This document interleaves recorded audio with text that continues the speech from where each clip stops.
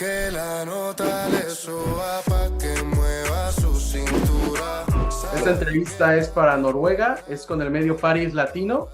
Hey, I leave you here with the guys of ParisLatino. Guys, please start. all right, perfect. Thank you so much. Encantado, Manuel. Aquí Marcos y Daniel de ParisLatino, la fiesta más grande de reggaetón de Noruega. Entonces, la pregunta y la entrevista va a ser en inglés para nuestra audiencia aquí en Noruega. Pero, claro, estamos muy emocionados por esto. Un placer, muchachos. Y al revés, gracias por abrirme ahí el espacio y su plataforma también. Cuando quieran, aquí estamos. A usted por la música. Sí. Gracias, hermano. Entonces, bro, coming with the first question. Like, you know, bachata is a Dominican genre. Yes. You're from Colombia, so you're like in the Caribbean. And bachata hasn't been that mainstream as reggaeton and Latin urban. So our question is like, how does it feel to represent a Dominican genre that is not commercial, but you're now on top global Spotify, top global YouTube. So you're basically representing a genre from another country. How do you feel about that? I feel like, yeah, it's true that the culture of bachata started in Dominican Republic, but I feel most of the Latin people right now like have been influenced about that style or that sounds. You know, since I'm very young, I used to listen to bachata, to Juan Luis Guerra, to Romeo Santos, to Anthony Santos. So that is something that goes like maybe on our DNA already, you know, not even only on Latin music, because you can see like right now I'm in Spain, and like for example Rosalía has like two bachatas, if I'm not wrong, or two, right? Son dos bachatas las que tiene Rosalía ya, ¿cierto? Yes. She have done two bachatas, and she's from Spain. Setangana have done like many bachatas already. So it's something like I feel that all the Hispanic people already feel like something of our culture, not only like from one country. It's the same, for example, I can talk to you, la salsa, you know? Salsa, like most of the culture is from Puerto Rico, you know? But if you go to Colombia, man, like, and many years before, we have a lot of groups and a lot of singers very famous and like that have done very big things on that genre too, you know. And they are maybe like not from Puerto Rico, they are from Cartagena, from Cali, you know. And so I feel that's something good that we have on the Latin rhythms, because we work on it like that sounds like with the same vibe, that sounds tropical, that sounds like it's the same sauce, you know? So it is. Latin music has become like more unified and has all of Latinos, like now, like you say, are under the same umbrella, and we can identify with different styles of genres. And like here in Norway, people listening to bachata, It's insane in Norway. yeah.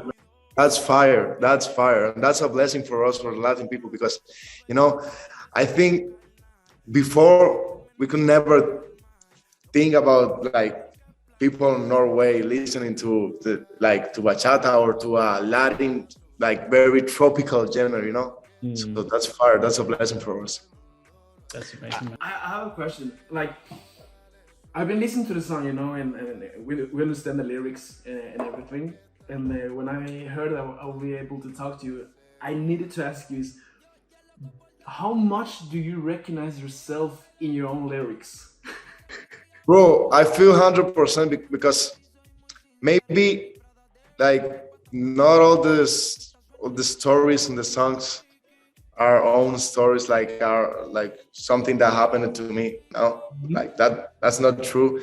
But are things that you are representing that, like that story, you know. So you have to feel it as yours, and you have to be confident about like what you're talking about. So, man, it's like, yeah, it's like your identity, talking about something or talking about one situation or like telling a story. So like it's your own style to tell something or to talk about something, you know. So you have to be 100% like identify of what you're talking about, you know. For example, since I started, I've never wanted like to talk I don't know, explicit on my songs. Yeah. No? Not for something, not because I don't like it, because if you see my playlist, I have like bunch of explicit songs that I was in my room with my friends, but it's something more about my musical identity. You know, I want to like to do music that everyone could listen to and everyone could enjoy. You know, because like I saw that I saw when I was starting, like maybe a friend of mine used to come and say, "Hey, bro, my mom loved your song." And I was like, "What? Hey, bro, my grandma every day listens to you." Like, what, man? What's that? Or maybe my like the little kids, you know? So I feel like music is something global, it's something for everyone. And I've never, like, I didn't want it to limit that, you know? So, like, talking to you about the same thing, like, has to be your identity, man. If it's not like something that you could represent and you could do with all your feeling, it's hard to connect with the people. It's what I think, you know? Yeah, that's true, definitely. Because you're like a genuine romantic kind of guy with your own vibe, with your own flow, and you own up to it. So that's amazing. We have a personal question to you because you know we're brothers and we made this reggaeton party here in Norway. So brothers, hey, the power of the family, man. You know that I work with my brother too. Of course. So when you were answering the question about how it's like to working with your brother, it got us thinking, and we also want to talk to you about that, like, because we have a business relationship for 5 years now. So we're asking, how do you guys deal with conflict or disagreements between the business and balancing the family values? Bro, I think it's like to let el ego, like the, Claro que sí. how could I say it in English, like el ego? Sure, of course. Yeah. The same? It's the same, ego. Yeah, ego. the ego. Okay. Exactly. Like, I feel like when you're working with family, for example, you and me, like I work with my brother too, you have to let the ego like stay outside, because it's important like to can talk to your partner, to your business partner, like with all the truth, you know. And don't be like scared, what he's gonna think or how he's gonna take what I wanna say, you know. And maybe on my my case, I've learned that easier starting to work with my brother, you know. Right now, I'm not like touched if someone tells me like something I don't like, because I feel like I've learned that, like working in a very, en un ambiente de mucha confianza. So yeah, I feel that's the most important thing, bro. Like in the work, you cannot work with the ego. You have to work like straight to what is the best thing for the business, or what is the best decision for like that project that you're working on, you know? Yeah. So that's the most important thing. And it's not like maybe who has the true or the better idea. It doesn't matter who has the better idea, because you're working as a couple for the same thing, you know? So that doesn't matter. Same It's vision. a thing. It's the same. Like, for example, I don't know, man, in a football team, one is who score, another one is who is like just fighting to get the ball, another one. So it's like, it's what recreate like everything that you get. So yeah, I think that's the most important thing. That's awesome.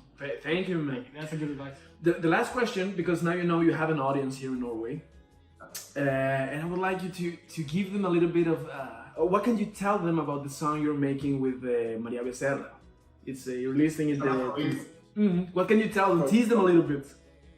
Yeah, it's an Afrobeat. It's a little bit of like sensuality and romantic song. Like, I don't know, like to dance with your couple and then sing it to the ear and sing it to the ear. I just very, very, very nice. But yeah, I like it too much, bro, because like in this album, I try to do in each song very different styles of music, like trying to get most of the styles or the rhythm that has influenced me, like since I was a baby.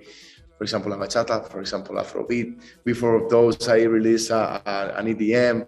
After that, I'm doing an electronica too, like singing on an electronic beat.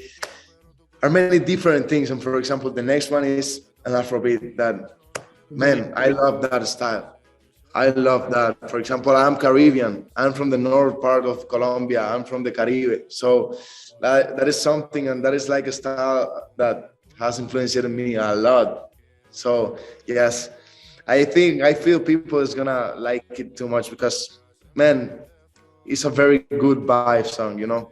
It's a very good vibe. It's called Ecstasies. Ecstasies. And we can't wait.